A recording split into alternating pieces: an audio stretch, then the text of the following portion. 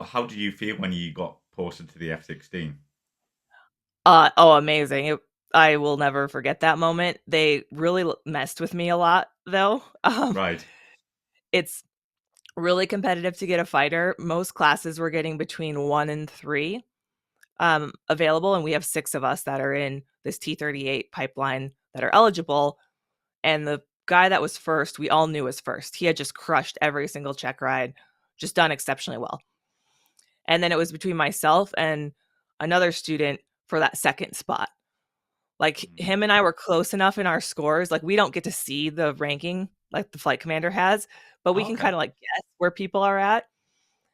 So him and I were unsure which of us was second and which of us was third. And then it kind of came down to our last check ride.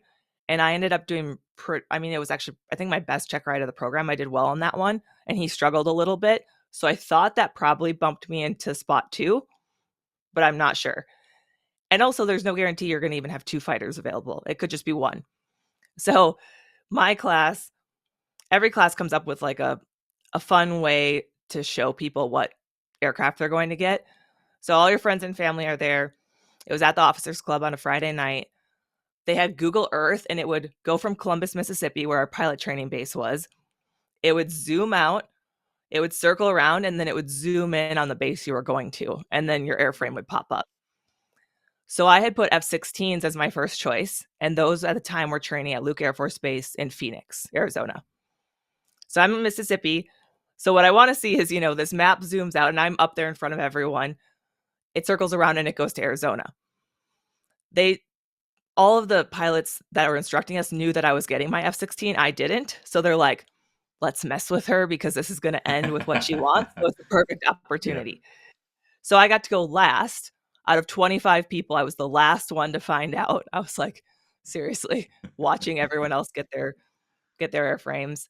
And then what I was worried was going to happen is that I was going to become a FAPE, a first assignment instructor pilot, where you stay at your pilot training base for 3 years and you teach other students. And then you get a second go at trying to get a fighter. That happens to a lot of people who are good enough that they could get a fighter, but there just weren't enough available. So they're like, rather than go into an aircraft I didn't really want, I'll do a kind of a 3-year penalty lap as a first assignment instructor pilot. Then I'll get to compete again and maybe I'll get a fighter. So a lot of people end up doing that. So it zooms out from Columbus, circles around, zooms back in on Mississippi. And I'm like, I'm going to be a FAPE. And then it zooms out and goes to Arizona. And then Brilliant. F-16 pops up. And I'm like, you assholes.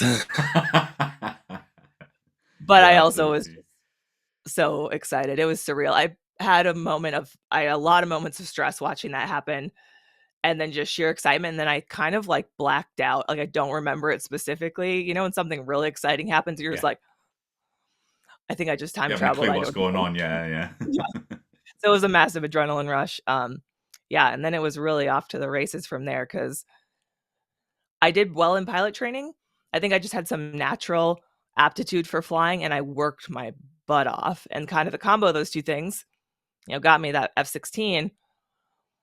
But when you actually get to flying a fighter, the demands, the knowledge you need to have, the demand on your body, everything just goes up so much that it Mhm, was like I always compare it to being a really good student. Say in high school, you're like your valedictorian, mhm. and then you get into Harvard, and you get to Harvard, and you're like, oh, I'm just like average here, or I'm okay, or I'm maybe like bottom of the pack here Yeah, because yeah. everyone around me is really good. That's kind of what it's like making that leap to a fighter.